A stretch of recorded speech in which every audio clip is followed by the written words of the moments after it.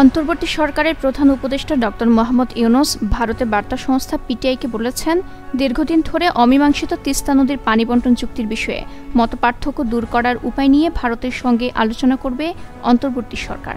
বিষয়টি দীর্ঘদিন ধরে ঝুলে আছে, কোনো দেশেরই এতে লাভ হচ্ছে না। সাক্ষাৎকারে অধ্যাপক ডক্টর ইউনূস বলেছেন, আন্তর্জাতিক আইন অনুযায়ী দুই দেশের মধ্যে পানি বণ্টনের বিষয়টি অবশ্যই হতে হবে। অন্তর্বর্তী সরকারের প্রধান উপদেষ্টা ডক্টর মোহাম্মদ ইউনূস আগামী ২২ সেপ্টেম্বর জাতিসংঘের ৭৯তম সাধারণ অধিবেশনে যোগ দেবেন। নিউ ইয়র্কে এই সফরে ডক্টর ইউনূসের সঙ্গে থাকবেন ৭ সদস্যের প্রতিনিধি দল। ২৭ সেপ্টেম্বর পর্যন্ত এই সফর করবেন তারা। পররাষ্ট্র উপদেষ্টা মোহাম্মদ তৌহিদ হোসেন গণমাধ্যমকে এই কথা জানান। ৭ সদস্যের প্রতিনিধি দলের থাকবেন ডক্টর ইউনূসের মেয়ে দিনা আফরোজ ইউনূস, এসডিজি বিষয়ক মুখ্য সমন্বয়ক লামিয়া মোর্শেদ, অন্তর্বর্তী সরকারের গঠিত বাংলাদেশের বিদ্যমান অর্থনৈতিক অবস্থার শ্বেতপত্র প্রণয়ন কমিটির প্রধান দেবপ্রিয় ভট্টাচার্য, ড্রেকের ব্যবস্থাপনা পরিচালক শহীদুল আলম, প্রধান উপদেষ্টার বিশেষ সহকারী মাহফুজ আলম, প্রধান উপদেষ্টার একান্ত সচিব সাব্বির আহমদ ও বেসরকারি ব্র্যাক বিশ্ববিদ্যালয়ের শিক্ষার্থী আয়েশা সিদ্দিকী তিথি।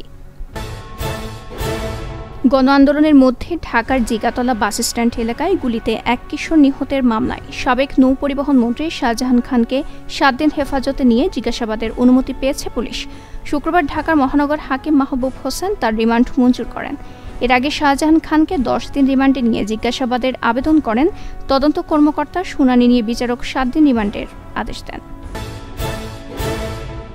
চট্টগ্রামের কর্ণফুলীর একটি দরবার শরীফে সেনাবাহিনীর মেজর পরিচয়ে ডাকাতি করতে গিয়ে ৪ জন আটক হয়েছে। এ সময় দরবার শরীফ থেকে নগদ ৩ লাখ টাকা ও সৌদি ৬,০০০ রিয়াল নিয়ে পালিয়েছে আরও অন্তত ৪ ডাকাত।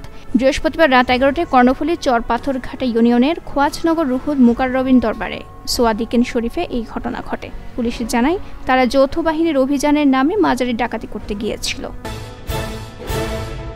কক্সবাজারের সদরে পিএমখালী এলাকা থেকে অস্ত্র ও গুলিসহ ৮ জনকে আটক করেছে যৌথ বাহিনী। শুক্রবার কক্সবাজার সদরের পিএমখালী ইউনিয়নের মাইজপাড়া এলাকায় অভিযান চালিয়ে তাদের গ্রেপ্তার করা হয়। অভিযানে ২টি বিদেশি পিস্তল, ৩টি ওয়ান শুটার গান, ২টি এলজি পিস্তল, ৪৮ রাউন্ড কার্তুজ, ৩টি ম্যাগাজিন, ৫টি দামা, ২টি কিরিচ, ১টি চাইনিজ কুড়াল এবং ১টি চেইন উদ্ধার করা হয়। সময়টা ভালো কাটছে না ৫ বারের বিশ্ব চ্যাম্পিয়ন ব্রাজিলের। বিশ্বকাপ বাছাইয়ে ৬ ম্যাচে মাত্র ২ জয়ে পয়েন্ট টেবিলে ৬ নম্বরে দরিভাল জুনিয়রের শিষ্যরা। এমন পরিস্থিতিতে বিশ্বকাপ বাছাইয়ের ম্যাচে আগামীকাল শনিবার ইকুয়েডরের মুখোমুখি হবে ব্রাজিল। কোপা আমেরিকার ব্যর্থতা ভুলে বিশ্বকাপ বাছাইয়ে নিজেদের অবস্থানের উন্নতি চায় সেলেসাওরা। কুরিতিবার স্তাদিও পেরেরা স্টেডিয়ামে ম্যাচটি শুরু হবে বাংলাদেশ সময় সকাল ৭টায়।